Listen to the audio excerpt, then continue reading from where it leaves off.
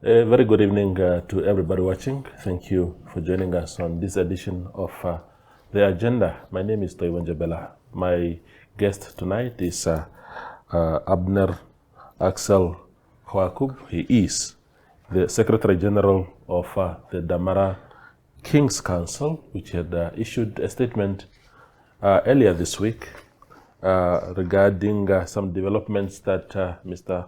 Xoagub is going to get into shortly. But thank you for making time, my leader. Thank you, and thank you for granting us this opportunity, because we need this. We need to communicate to fellow Namibians, and then the rest of the world also on our situation. Absolutely. Give us a bit of background. What is happening here? Because the bone of contention is the manner in which the Minister of Urban and Rural Development is convening a meeting for early July, and the Damara Chiefs or King's Council seems to have some issues with how this process is being handled. Yeah, no, I think that what we need to go back is that you see the Damaras and the San people were the initial inhabitants of this area, and then while we are here, then the other tribes came in from the 1600, 1700, 1800s and so on. So we basically feel that people need to understand and appreciate the Damara people as well as the San people also. But now in this case, the Damara people were all over the corners of the country, and they had a system where we were ruling each other based on social structure and also linked to the areas where people were located. So it was not kind of like a centralized governance system.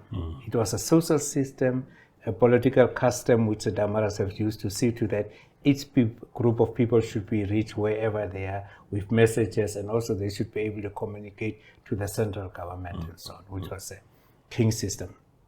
So what happened is that at the present moment, we have 34 clans, which are the Damara clans and so on. From these 34 clans, only 8 of them are recognized and gazetted. Yeah. And those 8 are basically constituting 24% of the Damara. Yeah. Now what happened is that earlier in April, the Honorable Minister had a meeting in Otjiwarongo with traditional communities and authorities, with authorities, those which are gazetted, where they were discussing the Traditional Authority Act and also the Land Act, to see that, what powers can the traditional leaders have when it comes to land. So that was a debate there. But during that debate, basically, they also start touching on different issues, because land is allocated to them, and then they give land to people, sell, and all those problems, which is a challenge. Now, after that meeting, the Honorable Minister wrote to the 8 gazetted Damara authorities, calling them for a meeting he wanted to have with them. And the meeting basically was for him to talk to them and discuss the issues of the Damaran governing system. Now, you cannot talk to 24% of people and then make them make decisions on the rest of the 76% and so on. So we strongly felt and say that, what the minister is trying to put up is not going to work, because it's not within his scope and in his mandate as per the Traditional Authorities Act. Even the Constitution is clear on that and so on. So we strongly feel that the Honorable Minister should basically retract this and defer this meeting and cancel it. We have delivered the letter which we have written to him on the 18th of June, and we are recording now this interview on the 25th, which is basically more than almost a week, and we didn't get any formal response to that. Yeah. So we felt that we need to let the rest of the world know that we are not happy with whole interference from the Honorable Minister. And we feel that we should be respected, we should be given that mandate, and the minister has got no right to interfere in the customary practices of the various traditional authorities and communities. That is our prerogative.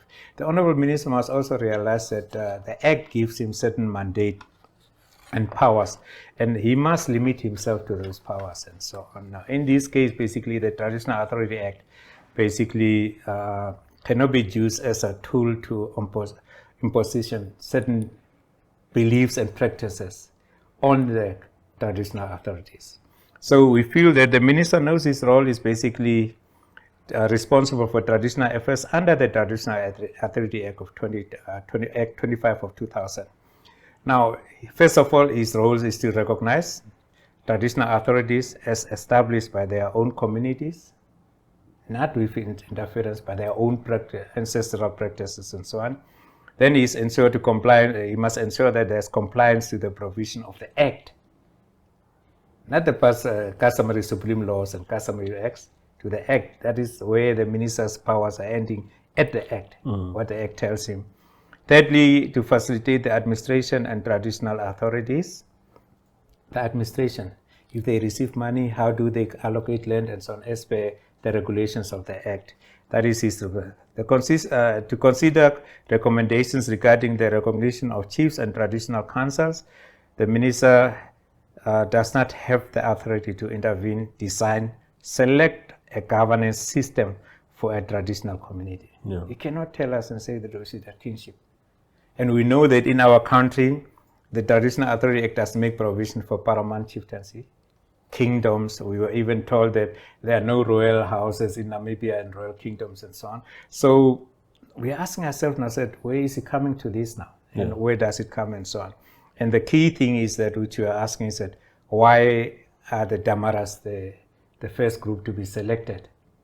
Are we a guinea pig? On things are going to be tried and so on. So we cannot allow that and accept that we are treated at that level and so on. So we are asking the minister, please defer this meeting, cancel the meeting, and if you want the Damara people to come together, facilitate a process, or let us have our own people's assembly.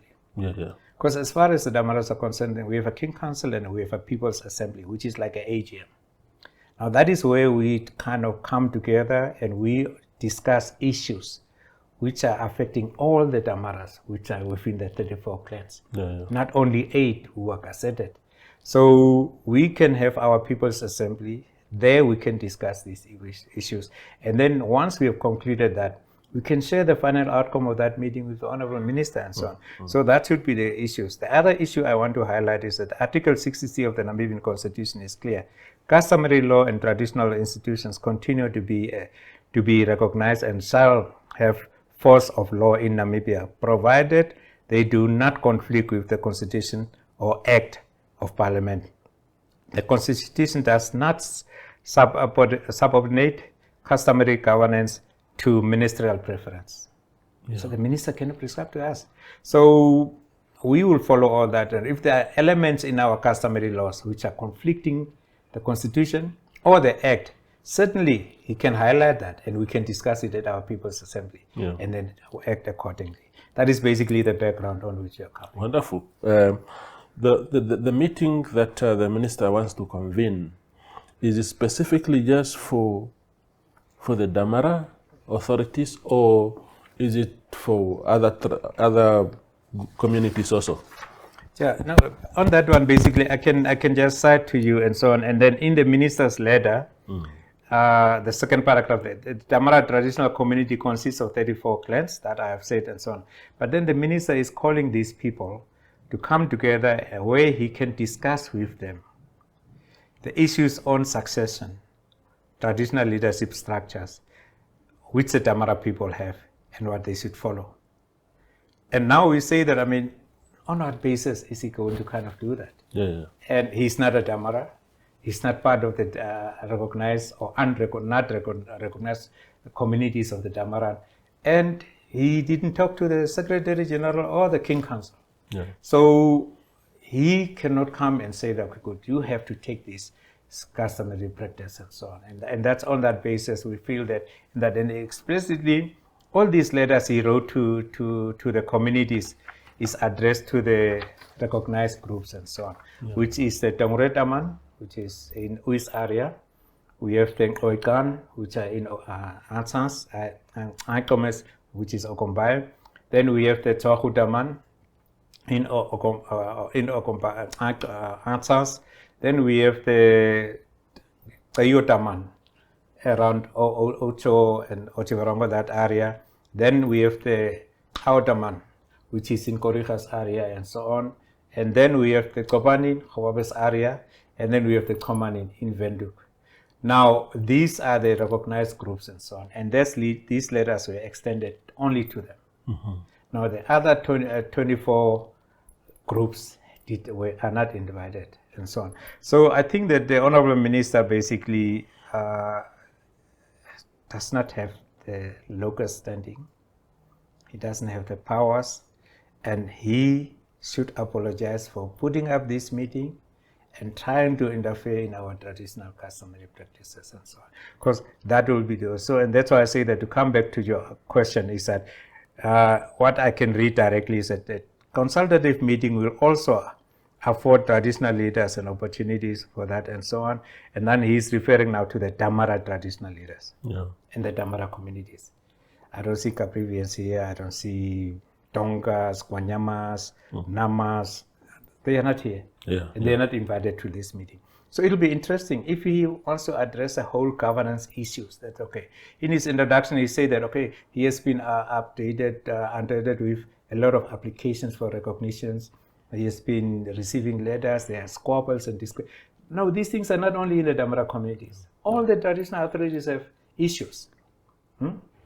Where people have been fighting, people came and shoot people. All those things are happening in everywhere. So if that's the case, then the Honorable Minister was supposed to call the Traditional Authority Council and then summon all the leaders. And also at the same time, if you want to address issues which impact the whole tribe, then you kind of call all the people. So you don't limit the invitation to the recognized people only, or those which are registered with the Traditional Authority Council. There are thousands of communities which are not there. So for him, get a national meeting where we can say that let's talk about customary and traditional issues as Namibians and address these issues. How best can we position ourselves of look at these practices so that we can kind of see to that all the people benefit equally. And they get the deserved respect from the government executives and even the Honorable Minister. Absolutely. Abner, you are you are well versed with the Act itself. How does government administer an Act that is written in black and white about things and apply it to communities that have different ways of doing things? I mean, you spoke about succession there, for example.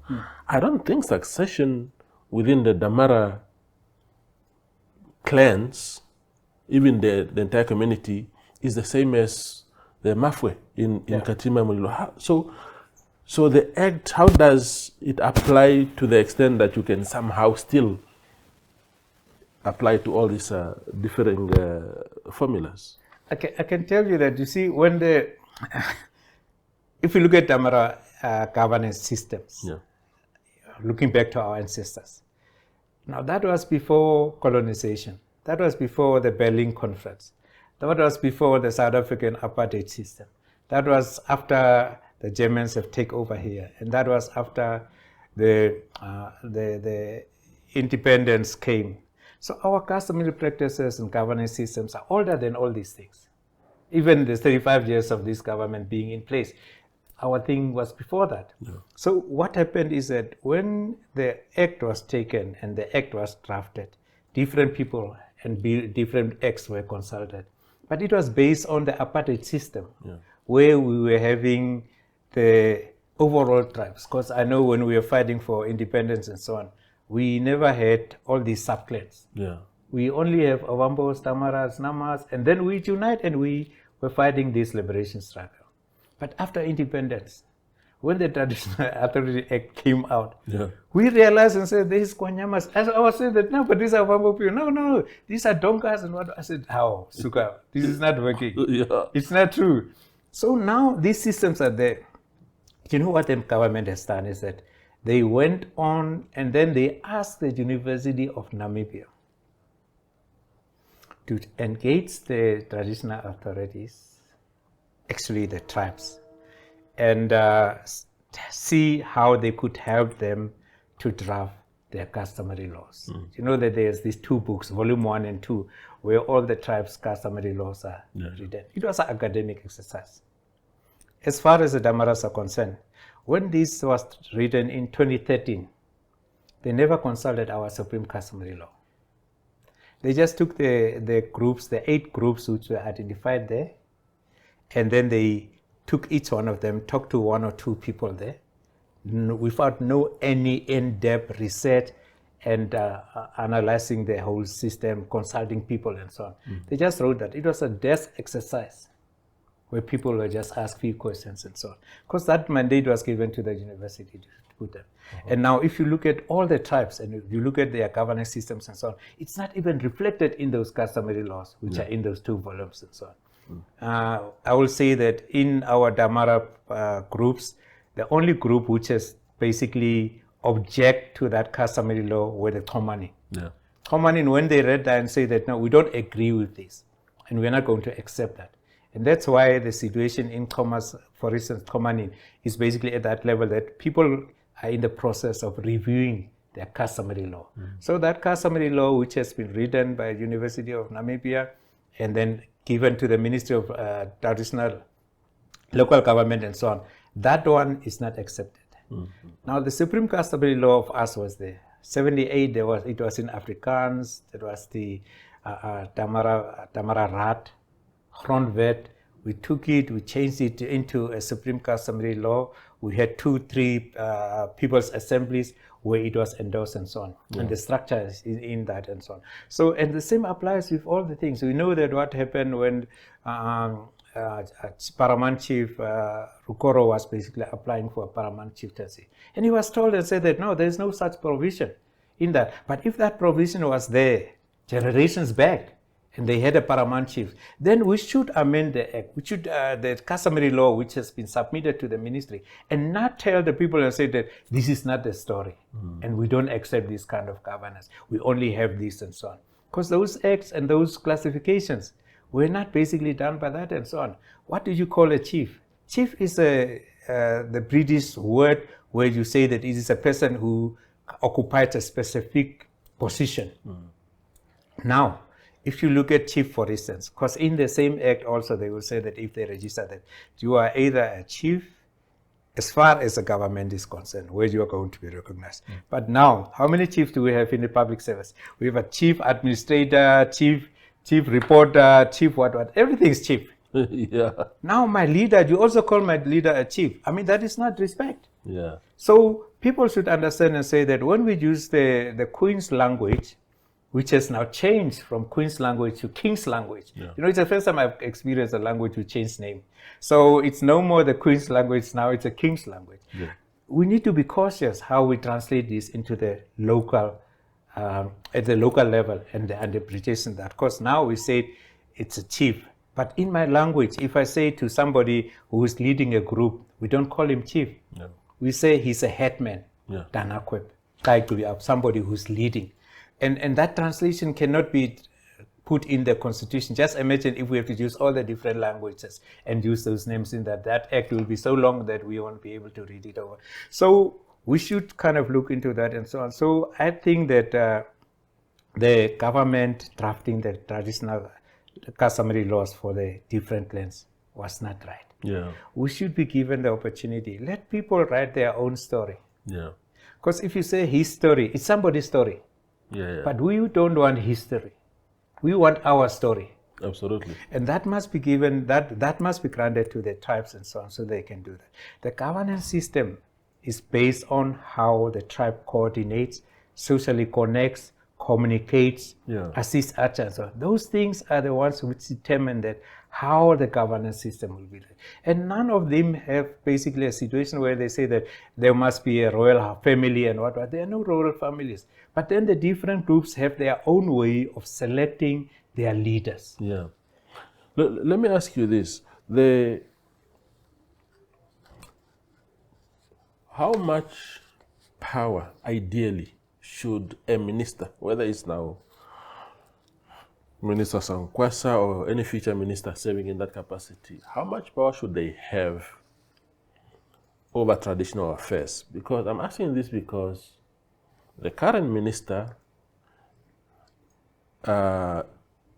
barely a month after he became a minister in March last year, by April, if I remember correctly, he dealt with the Masubia chieftaincy issues there. Recognized one guy ran to court. And then in the Daure Daman situation, Chief Sankwasa James was degazetted. That matter is in court.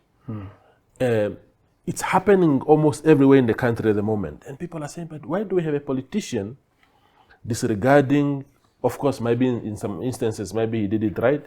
In others, people say, no, this is not how we do it. So how much power should the minister have in actually dictating who becomes chief? Yeah, now that is where with us, with the King Council. Yeah. Now these are basically the headmen, the senior headmen and headmen basically, who basically take charge of different communities of the Damaras in selected geographical locations. Now, those people have to come from time to time together, and they should say that, man, this is our scenario, this is our situation, and this is how we deal with this and so on, and report. And then collectively, the collective then makes a decision. Now, each one of them will have their own way of selecting their chiefs on senior headmen and so on. And out of that, we should do that. Now, what happens is that when the Traditional Authority Act came up, the Act basically kind of started putting these people like administrative blocks and cut off basically the system which was kind of guiding them, leading them, and processing them. So now without that, these people are now in a confusion.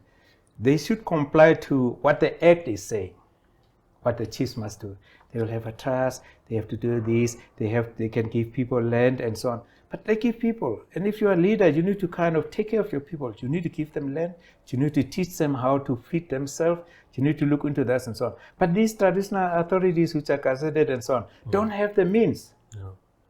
Now they have to go and get a loan, they have to put up a corporate and so on. They don't have the academic exposure to those kind of information where they could obtain this and so on. I don't say that they are illiterate. You know, the thing of illiteracy is another issue which makes my blood boil. Because you cannot tell me that because I cannot read English and do 1 + 1 is 2 and so on in English, that I'm illiterate. How can you say somebody who can speak 7 languages, the person is illiterate? So from that perspective, these leaders of ours, our elders, knew how to deal with these issues. And the history and the methods of governing were transferred from one generation to another one, mostly through oral storytelling. Yeah. And examples which were given and so on. Now, the Act took all these things away. But at the same time, the Act doesn't kind of give empowering systems and capacitate the leadership so that they can deal with today's life, today's challenges which are facing these different people and so on. Now you get a situation. People will come, investors will come, tell the chief, no, I just want 5 meters and so on. Takes us to Berlin Conference and when Africa was colonized, where people were coming and taking pieces. Yeah. So the same thing is happening now. So we say to the Honorable Minister, if you can stick to what the Act mandates you to do, give us the other one. And now the fact that we are also reviewing the Traditional Act, we need to see that, I mean, do we really empower these people? Yeah. And how do we capacitate them to deal with this structure, which is that the Honorable Minister was saying that now, since the educated people are getting into these traditional governance systems and so on, they are messing up. No, we are not messing up. We are saying the same thing. The Honorable Minister said that, the people have problems, they cannot account, they cannot answer this, they don't do this, their bank accounts are not managed. Now we, children of these people, these are the people who sent us to school. Yeah. Now we say that now it's our turn to help our elders, to help our parents, to make sure that they act in such a way that they empower, they capacitate, they feed, they help their own people to stand on their own feet and take care of themselves. Yeah. Now that is our responsibility. I cannot, after I've received academic qualifications and teachings, then just step away and just be selfish and think about that. We need to talk to our elders, we need to help them, and we need to be part of these things. Because our people are asked to sign agreements and so on. Yeah. Even this meeting, which the Honorable Minister is inviting the traditional chiefs of the Casa de Damara groups, he clearly said it must be the chief, whom he said is old and they don't understand, and then a person who is on the payroll of the traditional authority. Now, these are our elders. Yeah. And he wants to go and discuss with them the governance system, the modern governance system approach, which is reflected in the Traditional Authority Act. Come on, that doesn't work. Absolutely. We go for a very short break and return with Abner Xoagub.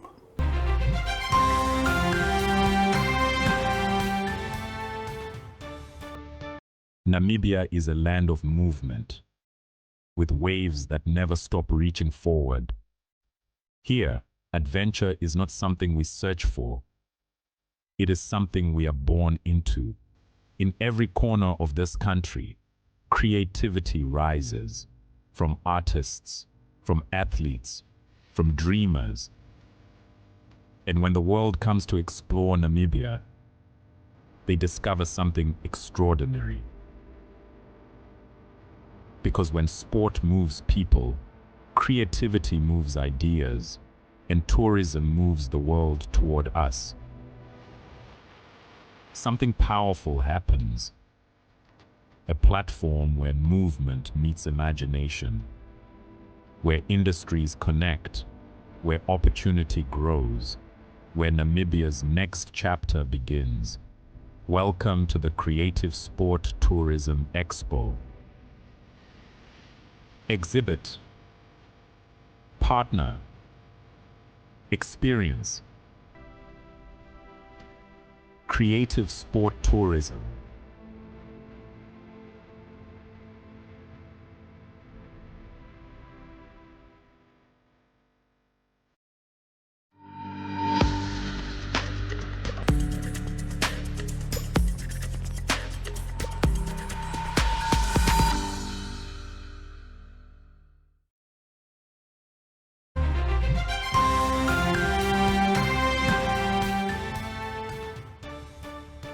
We are still talking to Abner Xoagub on the agenda. Just on the Act, quickly, do you think that the Act is also being used as a tool for political control? Because there's been suspicion in some traditional communities that, you know, if you are perceived to be of this political alignment or whatever, your chances of getting gazetted or recognized as the rightful chief becomes a bit slim. What has been your experience? So I think that, you see, the Act basically is kind of there to see to it that the citizens of that country kind of do things which will first of all, ensure that it is in line with what the government would like to see. And with that, basically, this side you'll have that. And then the traditional authorities basically had a conflicting situation. If we look at our independence, and then when we got independence, because we were having apartheid system. And there were also people who were inside who were kind of siding with the South African. So when we got independence, we had the black people who were supporting the South African government. We were saying to them, puppets, sellouts, blah, blah. And then we had the other groups and so on. And certain groups basically, by nature of their political association of lineages, basically had to stay at a certain stand and so on. So others were kind of seen from this point. So when the Act was implemented and the issues were discussed and so on, some of the communities who were supporting the opposition were basically at times to a certain degree victimized, kind of delayed their processes and so on. Others will do that. And eventually, as we went through the first 10 years, second 10 years and so on, traditional authorities try to kind of break away and so on, but they still fully remain there. What also happened now is that the traditional leaders were also drawn in the political sitting room, and they become part of that and so on. And that also makes sure that more groups mushroomed, which basically had to apply for recognition and so on. So it played a role and so on. And certainly up to today also, certain traditional authorities reviewed their association with political alliances, and based on that change that and so on. But at the end of the day, basically, the people who are served by the traditional leadership should be the tribal citizens of tribal links, which basically should overlook the political association. Yeah, yeah. And if we meet as Damaras, we should forget that, okay, good, I'm a Swapo, I'm a what, and so on. We should sit down and during that period of engagement, deal with Damara issues. Yeah. If we go to our political parties, then that's it. It's the same thing also with sports. When I support Manchester United, my daughter supports Liverpool.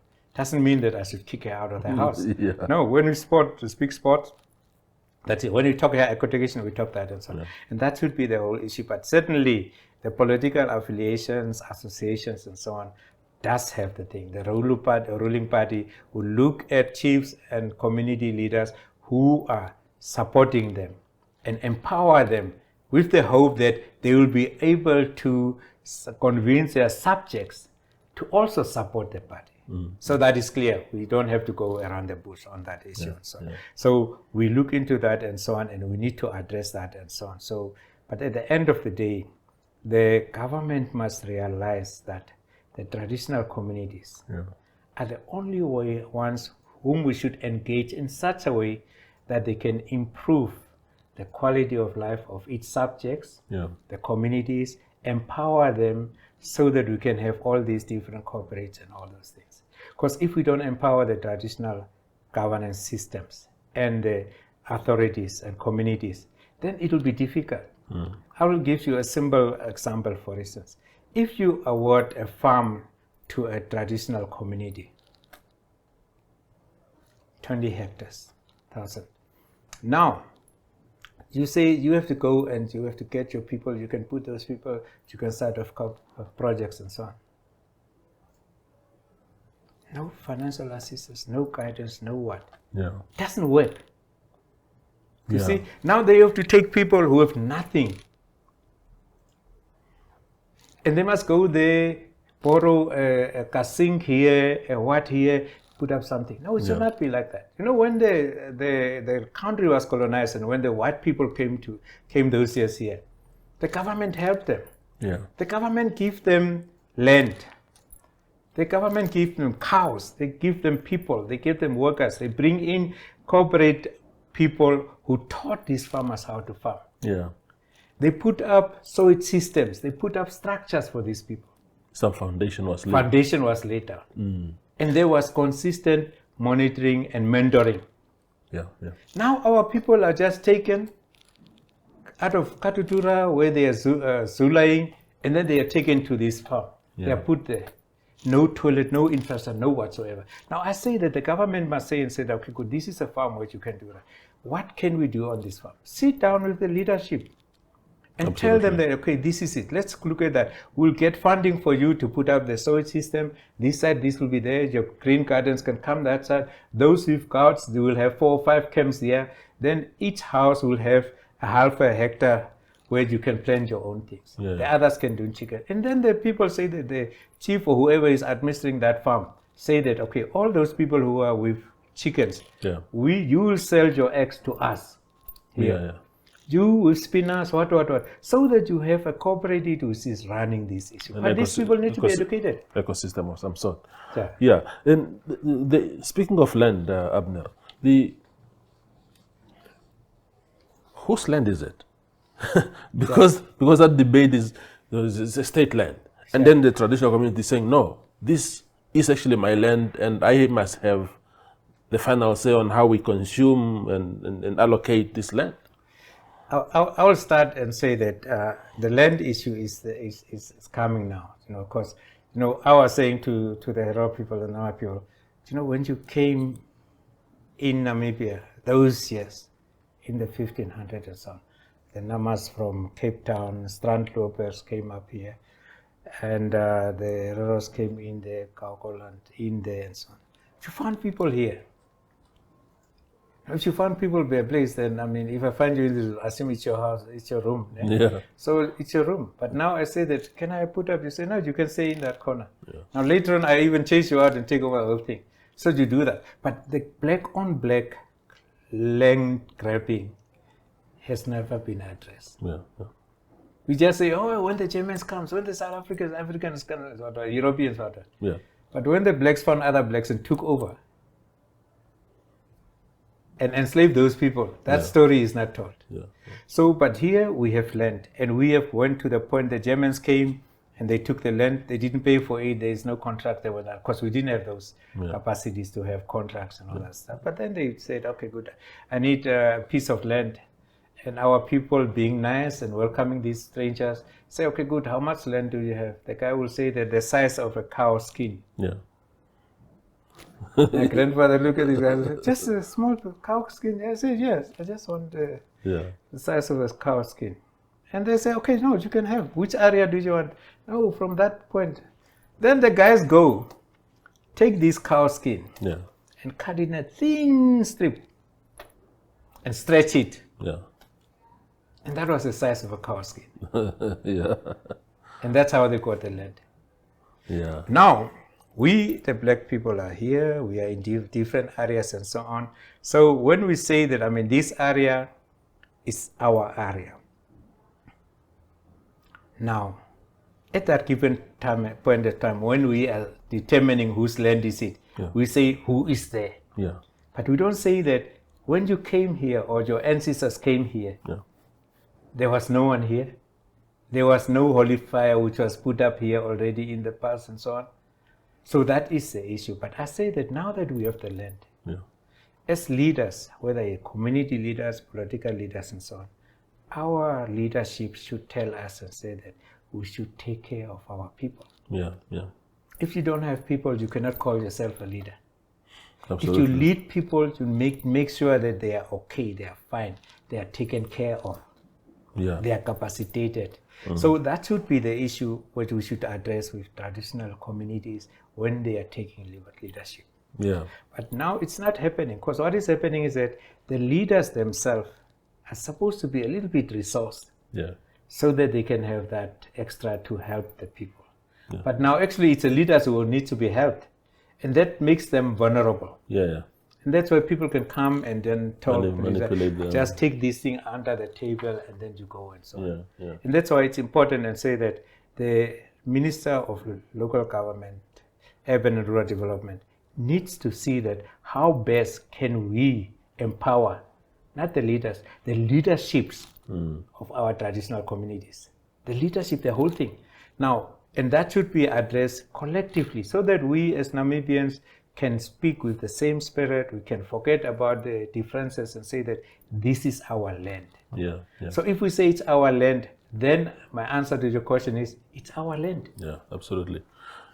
Within the Damara traditional communities, a lot of them, there's now a brewing conflict between, you have resources in those areas. You have mining resources, and then you have conservancies. Some people say the two must coexist as long as they are scientifically managed not to interfere with each other, but they can coexist. Whereas conservancies in particular are saying, no, we don't want mining here. In the Uis area there, in the Daure Daman, there are companies there fighting in court. We have rhinos here, and therefore the blasting of the mines will scare away the rhinos, and we will lose income because people come and view these things and pay. And those people in those communities are saying, look, we don't benefit anything from these rhinos. It's rich people from wherever, Britain, they are flown in, they watch these things, they take photos, they pay each other. We, the community, want the mines to work and give us some jobs. How do we deal with these contradictions? So it's actually a challenge, and at the same time, I'm looking at the animal preservation, for instance. Now, Namibia, Kenya, and some of the countries are still the countries which are kind of national. We took care of our animals, and that is then also a tourist attraction and so on, and it comes into that and so on. But because of the expansion and people getting into areas, we have interfered or we have entered their space. So now we need to kind of see that how do we accommodate that. But apart from that, also those minerals under the ground are also in the same areas. So the question is that how do we do that? Now the question is that why do we do examination where we say that, okay, good, you have to go and see whether the place is suitable, and and you pay 150,000 to do those investigations. Now, and after that you get the report and you say that, no, this is going to be the implications of this and so on. Now, the person who is having conservancy will say that, okay, good, we are generate so much money. Now the question is that if I'm the community leader, I will say that, okay, good, if I get so much from the conservancy, how much of that basically comes directly to my people? Now, do you know that what the act has changed now? Conservancies were, in the past, the money which is kind of generated at conservancy A will basically benefit that area. But then the act changed and said that all the conservancies, whatever they make, must send it into a central account, and then it must be redistributed. But we know that there are conservancies, for instance, in the north, in these other areas, which did not make money.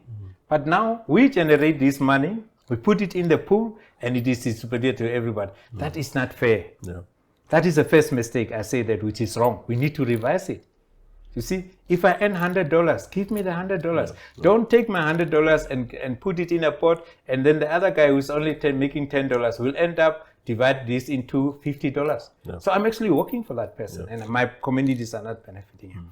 Now, when it comes to the mining and all geological assessments and so on, we need to respect these things. Let's look at the water basin in Xoagub's area, which goes up, down to Stampede and all that. We know that is at a certain level, but we know that where that aquifer is going, below that we have uranium. And the recommendations was, we cannot mine that uranium, because it's going to contaminate that water. That goes into Kalahari, down to Rietfontein and all those areas. And that's where we need water in the future. Now, do you kind of look at how many millions uranium you'll get now, and you contaminate the whole water? Nobody will have this water. People will drink that contaminated water with uranium and get cancers and all those problems. And so the question is that, what should you do in that case? So I say that, no, we don't need that, because, we thought that we are not going to recover those lives and steal that and so on. So the same thing applies in the areas where we have mines and so on. So for conservancies, I can say that people can deal with that. What we can maybe do is that we don't want to do what the Europeans have done. That they've killed all their animals, chased them out of the place and so on. Now they can only keep few of them in a zoo. But now they will say that now we can help Africa to preserve its animals. How can you help me to preserve? We have been doing that with their help. Actually, they were supposed to ask our help to go to Europe and help them to kind of preserve their thing. So that's the first point. The second point is that we can kind of maybe demarcate specific areas. But then if we demarcate specific areas and put this animal, then we are domesticating them. Then they are not in the natural resource and so on. But we have a vast country. We can see that how we can amend this and so on and so on. For mining, we need to look at the mining. We should look at the Mining Act and so on. Because at the present moment, the communities in the surrounding areas where the mines are, they don't benefit. You will recall, we have Oranjemund, we have Arandes, we have Chumep. Those were the mines which were there when we were small boys. We used to go and box there. You see? Now, Rosing put up a whole mine. A city, a town. Workplace, everything and so on.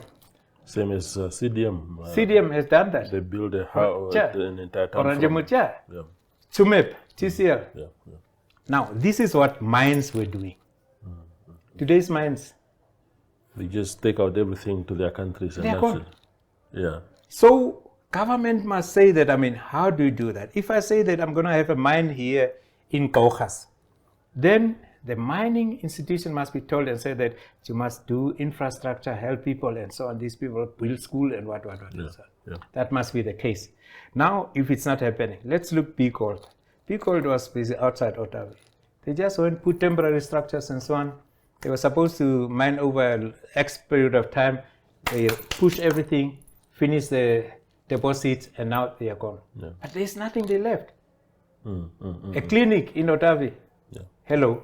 It's not working. So somehow the government must say that, these people who was around this place must be capacitated, and they will put up schools, infrastructure and so on. Then they can see if the deposit layer is in this area. Now they will say that, okay, our mining will take us to these corners. Let's kind of take this and then build a suburb this side and that side and that side. Yeah. And then the mining area is here. The people have those places and so on. There will be no interference between these two. Yeah. So those are some of the issues I think as Namibians we need to discuss, not only as Damaras but as Namibians. And all the traditional leaders must be brought in. They are leaders. We should kind of let these people lead, but then we should capacitate them, help them to understand their responsibility. It's not in the old time where we were going hunting and we go and shoot a buffalo, then it's a feast till we finish the meat, and after the meat we have to do that. Now the life has changed, and it's went on and so on. So I think the government respect the traditional authorities, respect the various customs and practices in the country, and then let them be, but let's kind of slowly guide them, educate them, and then we can work with them. They will understand the government understands them. And then the citizens will be understanding each other. It's only when we can talk about one nation, one Namibia. But at this moment, I think we have more apartheid than before the apartheid. Yeah. You spoke earlier about the Damaras being sort of and the San, of course, being sort of the original inhabitants of what is called Namibia today. As a community, the Damaras in particular, do you feel that your place in society is respected? Do you occupy that space? You are accorded, not as first inhabitants, but just as Namibian citizens? Because there's always this idea that, some tribes are benefiting more, some tribes are being looked down on and stuff like that. What is the general feeling within your community? Jack, you see, one of the biggest challenges which we have is that as Damaras, our ancestors welcome these people.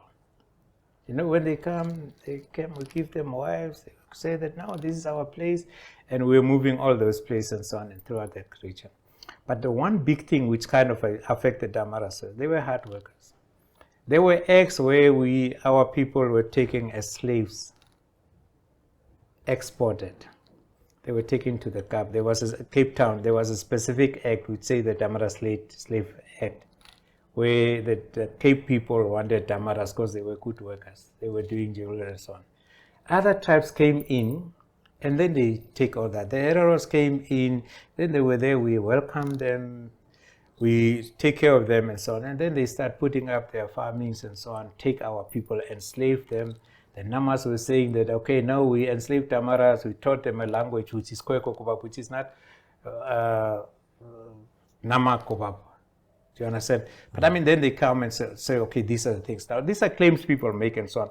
But now that we are talking about genocide, crime against humanity and so on, people are a little bit cautious and say that now if we say that, because I said that if you have committed these crimes against us, we know we cannot go to the International Court to make a case against them. Because now you cannot make a case, international case against an ethnic group.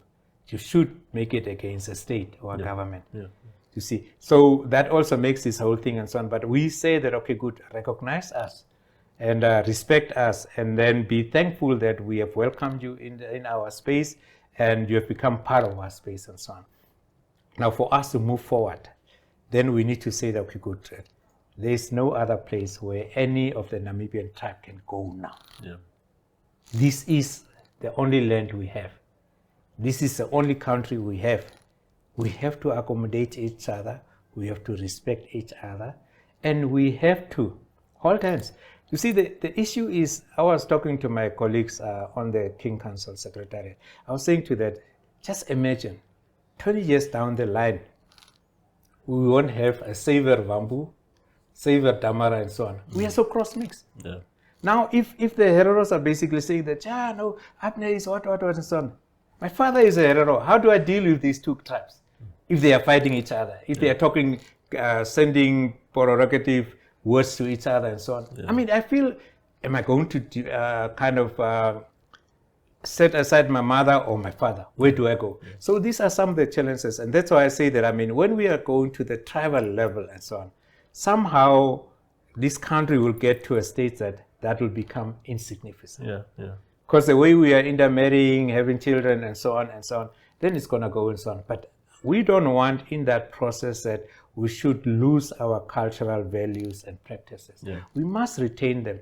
But at the same time, we need to be recognizing the other people's cultures and customary practices, and also kind of see to it that we accept that, and we go as a team together and so on. And that will basically help us to build a stronger Namibian nation. Absolutely.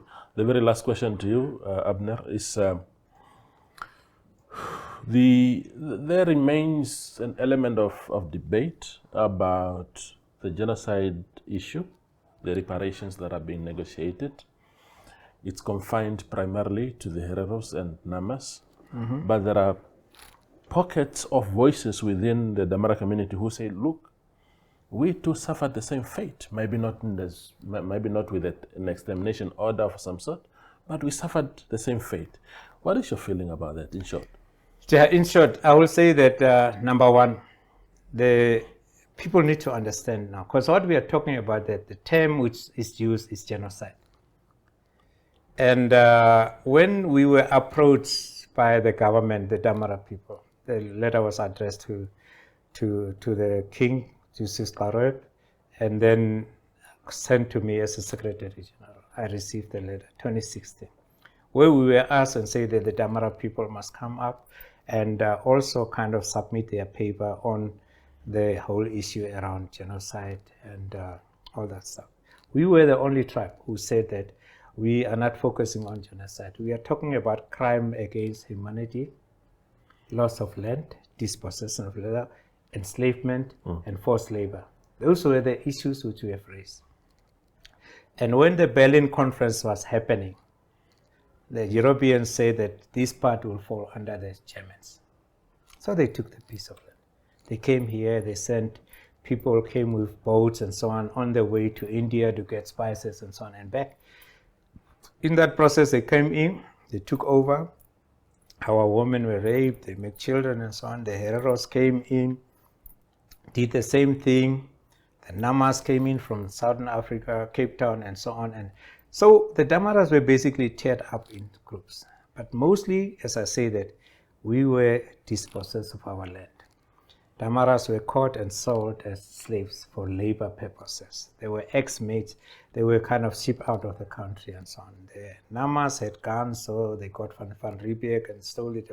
And then with all that, basically, we were kind of just taken out. So our main issue was that we want to get to the point where we want to, first of all, address black-on-black crime. What the Namas have done to the Damaras and what the Hereros have done to the Damaras. But now, for us to go to the International Court, we have to open a case. But as I say that, we cannot make cases against a tribe or ethnic group and so on, because that's going to be a lot thing and so on. And in the history of the International Court, there was no black-on-black crime reported. It is kind of like, it's fine. Chaka Zulu has never been kind of reported to anyone, say that he has kind of captured all these other tribes and so on and make them one empire, big empire and so on. So that has not been reported. So that is the one thing where these issues are. When the Berlin conference was taken and the Germans came, they took over the place. Once again, the Damara were working for them, they were making children, all that stuff and so on. So we said these crimes are the ones which we like to deposit with the UN and whoever is going to be deposited to. Now, when the discussions started with the German government, the Hereros and Namas went to US, they tried to put up some issues and so on, but it was not accommodated. Then the people say that, but what are you claiming? They said they are claiming genocide. We said, okay, good, that's it. Then they took the definition of genocide, 1948, where there are two basic specific things. If you declare an issue, because Germans say that they never committed genocide against the Namas. So they said, okay, good, the definition says that there must be an order from that government. Then secondly, the order must be clear that it was sent out to eliminate that specific group of people. So the Germans said this is the case. Then the whole research goes. So the Hereros Namas look into all the different orders, and they came up with two orders. The 1908 one and 1904 one. It's one for the Hereros, one for the Namas. Good. Now they comply with the definition. So the Germans listened, said, von Trotha was head of the army of German, so he made the decision, so it's a government decision. Yeah. So the government took full responsibility to say, this is it. Yeah. When the talks start, the government said that, listen here, if we have to carry on with this genocide talk, the German government, then there are two people whom we have also did harm on. Yeah. Took their land, we took their women, what. We found them in that land when we came to colonize the land. Those are the Damara and the San. Yeah. Where are those people? They must be on this table. Yeah. Now, it's on that basis that we were put in that thing, and they say that we should be part of this discussion. Yeah. The Germans, we didn't force the Germans. The Germans didn't also expect from us to come up with an order, because they know what they have done to us. And the Hereros also knows what they have done to us. The Namas know, but I mean, they basically didn't even think about tendering an apology to the Damaras and the San up to today. But they will expect the German government to tender apologies. Now, if we come to the two issues, just remember, how long have the Germans and the Europeans been in Africa? From 1500. Now, and the Hereros were also there during that time, the Namas were there. But now their claim of genocide is in 1904. Yeah. What are they saying about the period before that? And we as Damaras feel that what damage has been done before that? That is key why we are on this table, why we are part of this process of genocide dialogue. And we have the right to be there based on that. The Hereros and the Namas, their rights began in 1904 and 1908. Yeah. So that's from that point onwards we can claim, up to now. Yeah. But we say that we can claim that before 1904 up to 1500, and then from 1904 up to now, we also have to claim, because when the genocide was happening and the Germans were trying to erase the Hereros and the Namas, they also did that. Because at Nama house, there was a Damara men or Damara children. Yeah. At Herero house, there were Damaras and so on, when the children were still. So we don't want to go to that. And that's why I say that for us who are mixed blood, it is a problem. Yeah. These dialogues and things, it's not kind of taking us to what we were dreaming when we got independence 35 years back. One nation or Namibia. It is reversing the whole process. And I think that as affected communities, when it comes to genocide, the Hereros, Damara, Nama, and San, we need to talk with one voice. And unfortunately, whatever we get out of this reparation will be for the affected communities, but directly and indirectly, the rest of the Namibians will also benefit from whatever do that. So I think that we still have the dream of one nation or Namibia. But then the only thing which is missing is respect for each other. People should respect other tribes. They should respect their actions and so on. And then basically, based on that respect, we can bring a strong nation which can hold hands, stand together, and then take this country to the next level. We have all the resources, we have everything. But because we are so divided and so on, and everybody is thinking about himself or herself, or his clan or her clan, or their tribe, or his clan, type of head tribe and so on. So let's leave that and let's look at the macro picture. But at the same time, if we respect each other's customs and practices, then it will be easy for us to accommodate each other. Absolutely. Abner Xoagub, thank you very much, brother, for making time. No, thank you for having us here, and I hope the audience understand us a little bit much better now. Yeah, absolutely. No, loud and clear. Yeah, that is this week's edition of the agenda with Abner Xoagub. He is the Secretary General of the Damara King's Council. Thank you for watching.